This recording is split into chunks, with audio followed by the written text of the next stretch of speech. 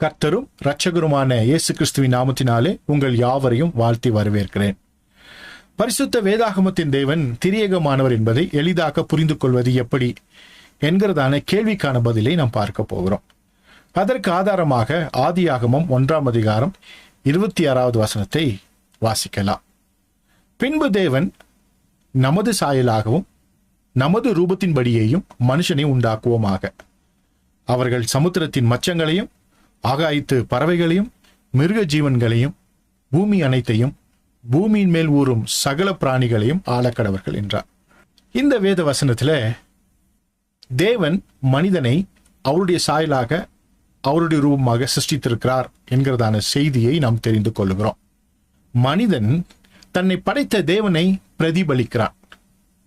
எனவே மனிதன் எப்படிப்பட்டவன் என்பதை தெரிந்து கொண்டால் அவனை படைத்த தேவன் எப்படிப்பட்டவர் என்பதை தெரிந்து கொள்ளலாம்.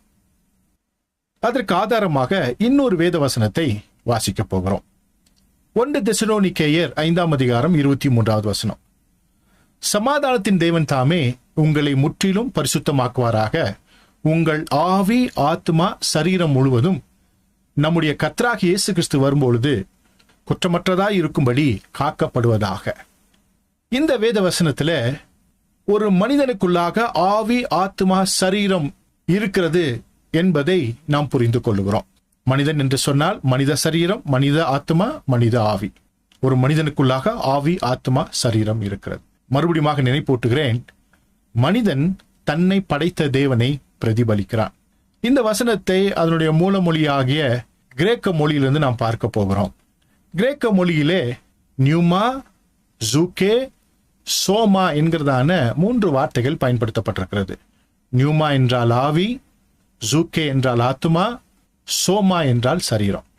அதே போல பழைய ஏற்பாட்டிலேயும் ஒரு வசனத்தை நாம் பார்க்க போகிறோம்.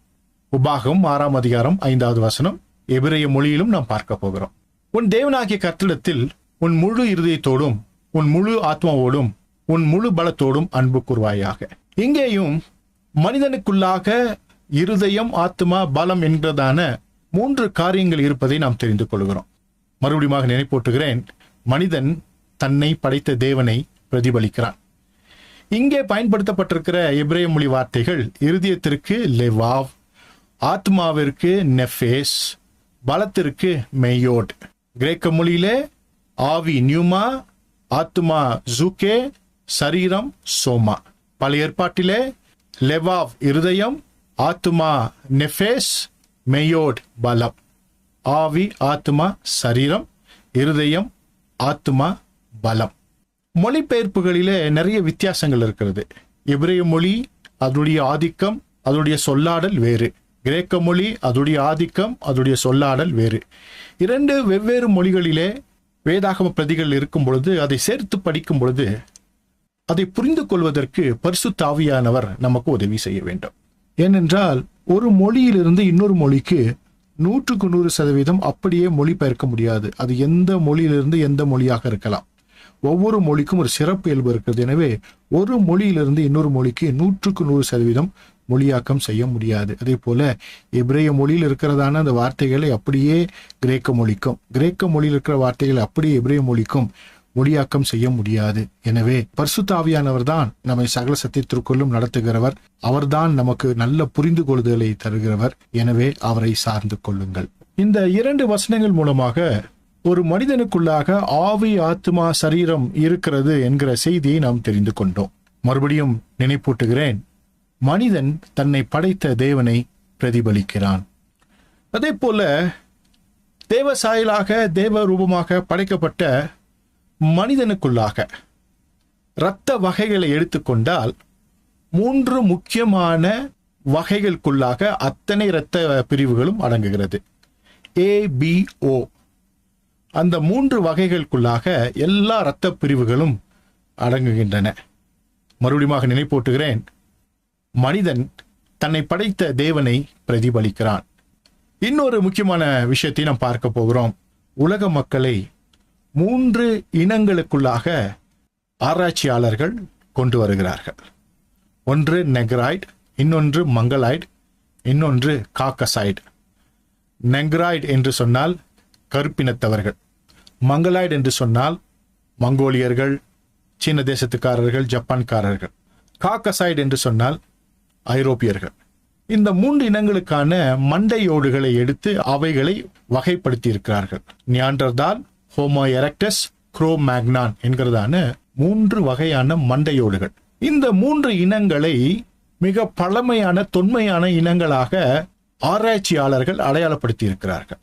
இந்த 3 முக்கிய இனங்கள் தான் உலகத்தினுடைய அத்தனை ஜனத்தொகைக்கும் காரணம். இனக்கலப்பின் காரணமாக பல உட்பிரிவுகள் உண்டாயிருந்தாலும் இந்த 3 இனங்கள் தான் மிக மிக முக்கியமானவைகள். எனவே உலகத்தின் அத்தனை மக்களும் இந்த 3 இனத்திற்குள்ளாக வகைப்படுத்த முடியும். மறுபடியும் நினைப்பூட்டுகிறேன், மனிதன் தன்னை படைத்த தேவனை பிரதிபலிக்கிறான். மறுபடியும் 2 வசனங்களை உங்களுக்காக திரையிலே நான் காண்பித்திருக்கிறேன். 1 தெசலோனிக்கேயர் 5ஆம் அதிகாரம் 23வது வசனம், ஒரு மனிதனுக்குள்ளாக ஆவி, ஆத்மா, சரீரம் இருக்கிறது. அதே போல 2 கொரிந்தியர் 13:14, கர்த்தராகிய இயேசு கிறிஸ்துவின் கிருபையும் தேவனுடைய அன்பும் பரிசுத்த ஆவியினுடைய ஐக்கியமும் உங்கள் அனைவரோடு கூட இருப்பதாக, ஆமென். இந்த வசனத்துல கர்த்தராகிய இயேசு கிறிஸ்து, தேவன், பரிசுத்த ஆவி, தேவனுடைய திரியேகம் இங்கே வெளிப்படுத்தப்பட்டிருக்கிறது. இசோஸ் கிறிஸ்டோஸ், தெயோஸ், ஹாகியோ, நுமட்டோஸ் என்கிறதான 3 பதங்கள் கிரேக்க மொழியிலே பயன்படுத்தப்பட்டிருக்கிறது. இந்த 2 வசனங்களை கூர்ந்து கவனிக்கும் பொழுது தேவன் மனிதனை தம்முடைய சாயலாக, தம்முடைய ரூபமாக சிருஷ்டித்திருக்கிறார். எனவே அவனுக்குள்ளாக ஆவி, ஆத்மா, சரீரம் இருக்கிறது. மனிதனை படைத்த தேவன் பிதா, குமாரன், பரிசுத்த ஆவியானவராக இருக்கிறார்.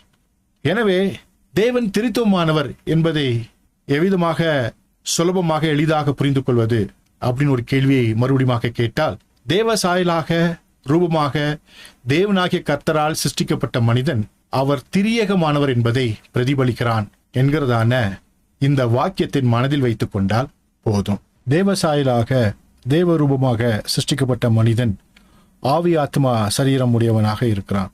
அவனை படைத்த தேவன் பிதா, குமாரன், பரிசுத்த ஆவியானவராக இருக்கிறார். அவர் திரியேகன். அவர் சாயலாக, அவர் ரூபமாக படைக்கப்பட்ட மனிதன் அவர் திரியேகமானவர் என்பதை பிரதிபலிக்கிறான்.